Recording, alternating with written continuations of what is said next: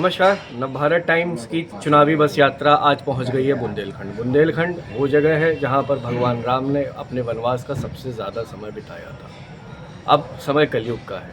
जब कलयुग है तो यहाँ चुनाव जातियों में बटे हुए हैं। कोई किसी पक्ष की बात करता है, कोई किसी पक्ष की बात करता है, लेकिन सच ये है कि बुंदेलखंड के लोगों के मुद्दे कहाँ हैं। आइए इस विषय पर हम बुंदेलखंड के लोगों से बात करते हैं। आपका शुभ नाम, क्या मुद्दे हैं बुंदेलखंड के? देखिए, बुंदेलखंड में गरीबी है, बेरोजगारी है, पलायन है, अशिक्षा है, सड़कें हैं, बिजली, पानी, अभी तमाम समस्याएं हैं। सरकारों के द्वारा तमाम प्रयास किए जा रहे हैं, सरकारों ने तमाम यत्न किए हैं, लेकिन अभी बुंदेलखंड में जितनी ज़रूरत है उतने संसाधन, उतनी सुविधाएं, उतना व्यवस्थाएं अभी तक नहीं हो पाई हैं। उत्तर प्रदेश के बुंदेलखंड में तो सड़कें अच्छी बन गई, पर्यटन भी हो रहा है, फिर कैसे दिक्कतें बची हैं? देखिए, पलायन इसके बाद भी हो रहा है। यहाँ बेरोजगारी सबसे बड़ी समस्या है। उद्योग धंधे हैं नहीं, सड़कें अच्छी बन गई, तमाम चीज़ें हो गई, उससे पर्यटन हो रहा है, तमाम विकास हो रहे हैं, लेकिन अभी जो है हमारे यहाँ उद्योग नहीं है। उद्योगों के अभाव में युवाओं को पलायन करना पड़ रहा है। नौकरी सिर्फ बेरोजगारी सिर्फ नौकरी से ही खत्म हो सकती है, और भी कोई तरीका है? स्वरोजगार क्या? नहीं, स्वरोजगार की दिशा में सरकारों ने प्रयास किए हैं। तमाम स्किल डेवलपमेंट के तमाम प्रोजेक्ट चल रहे हैं, तमाम कार्य हो रहे हैं, लेकिन वो अभी कार्य रूप में, मतलब उससे किसी को अभी रोजगार मिल गया हो या कोई रोजगार कर रहे हो, अभी ऐसे लोग कम हैं। अच्छा, एक समय में बुंदेलखंड से पृथक राज्य की मांग उठी थी। समय बदला, राजनीति आगे बढ़ी, तो वो पृथक राज्य की मांग अलग रह गई। आपके संगठन का नाम भी बुंदेली सेना है। आगे क्या कर रहे हैं आप लोग? देखिए, पृथक बुंदेलखंड राज्य की लड़ाई सड़कों से होकर सदन तक पहुंच चुकी है। अब ये दिल्ली दरबार का मुद्दा है।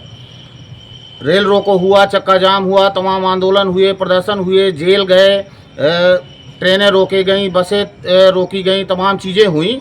इसके बाद लखनऊ में, मतलब विधानसभा में, बसपा सरकार में बहन जी ने इसको कैबिनेट से पास भी किया।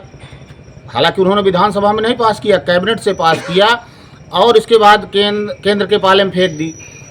बीजेपी सरकार में हमेशा छोटे राज्यों का गठन हुआ है, लेकिन फिलहाल अभी जो है भारतीय जनता पार्टी बुंदेलखंड को अलग करने के मूड में नहीं है। मुद्दे हैं बुंदेलखंड के आम लोगों के। कैसा चल रहा है चुनाव यहाँ पर?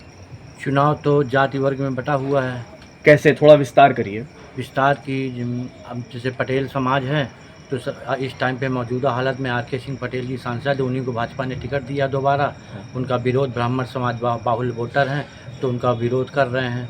लेकिन आपके सांसद जी तो बार बार माफ़ी मांगते हैं। माफ़ी क्यों मांग रहे हैं? ऐसा क्या हो गया जिस गलती की माफ़ी मांग रहे हैं? उनको ऐसा लगा हो, और फिर वो बोलना चाहिए। उनकी माफ़ी में ये भी है कि हम झुकना चाहते हैं, हम बड़े के सामने झुकना चाहते हैं, उनका ये कहना है। और बाकी माफ़ी में उनके सामने कुछ ऐसी गलतियाँ लगी होंगी कि तो माफ़ी मांग रहे हैं। बुंदेलखंड का समाज इतना जातियों में क्यों बटा है? पूरे उत्तर प्रदेश की राजनीति जातियों में बटी है। चुनाव टाइम में जातियों में बट जाता है वो। उसके बाद क्या होता है? उसके बाद फिर सब एक हो जाते हैं। तो क्या चुनाव डिवाइडिंग फैक्टर है? लगता है ऐसा। चुनाव रखा है, टोपी लगा रखी है, काफी धार्मिक व्यक्ति प्रतीत होते हैं आप। क्या कामतानाथ के भक्त हैं? जी, रोज परिक्रमा करते हैं? रोज परिक्रमा शंकर जी जाते हैं। क्या आप देख रहे हैं चुनाव को? अब तो राम मंदिर बन गया, यहाँ भगवान राम ने ज्यादा समय गुजारा था। हाँ, अब कैसे देख रहे हैं चुनाव को?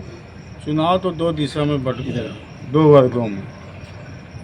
एक अब तो एक जातीय वाली मुद्दा हो गई है, जातीय मुद्दा ज़्यादा फोकस हो रहा है इसमें। और ये हमारे जो सांसद जी थे अपने आप में तो ठीक है, मगर ये कभी 5 साल किसी गांव में गए ही नहीं है, ना तो कभी कोई निमंत्रण भी दिया है, तो भटके नहीं हैं। इधर तो मैं तो समझता हूँ कि भाजपा सरकार और ये जोगी बाबा इस मामले में हम तो कहते हैं उनका शासन अच्छा है। अभी भी हम लोग जब भी मिले थे 17 में, तो हमने कहा कि यहाँ व्यापार कम है। उन्होंने हम लोगों की मीटिंग ली थी, तो हमने कहा महाराज जी व्यापार क्यों हो, जब यहाँ जगह जगह फिरौती होती है, सब सारे व्यापारी भागे जा रहे हैं। तब उन्होंने कहा था कि उस समय दीजिए, यहाँ हम डकैत मुक्त कर देंगे। वो बात हम डंके की चोट में कहते हैं। न कोई डकैत बनना चाहता है, न डकैत यहाँ बचे हैं, और न अब कोई फरमान नहीं है कहीं, सब लोग फ्री जाएं, स्वतंत्र बिहार के भी और शहर के भी। आखिरी बार फरमान कब जारी हुआ था, आपकी याददाश्त में? अब हमारी याददाश्त में जब यही मर्डर हुए थे, जब एसटीएफ वगैरह मारे थे, इनके बाद किसी के फरमान तो नहीं सुनाई दिया था हमको। अब बिहार में कोई भी डकैत नहीं? नहीं, कोई भी नहीं है। चुनाव में कब फरमान जारी हुआ था? देखिए, वर्ष 2007 में धधुआ समेत कई डकैत मारे गए। उसके पहले जब जब चुनाव हुए हैं उस पर डकैतों का प्रभाव होता था और डकैतों के फरमान चलते थे। जिस पार्टी, जिस दल या जिस प्रत्याशी के पक्ष में वो फरमान जारी कर देते थे वो चुनाव जीतता था, क्योंकि गाँवों में भय का माहौल था, दहशत का माहौल था और मजबूरी में लोग वोट करते थे।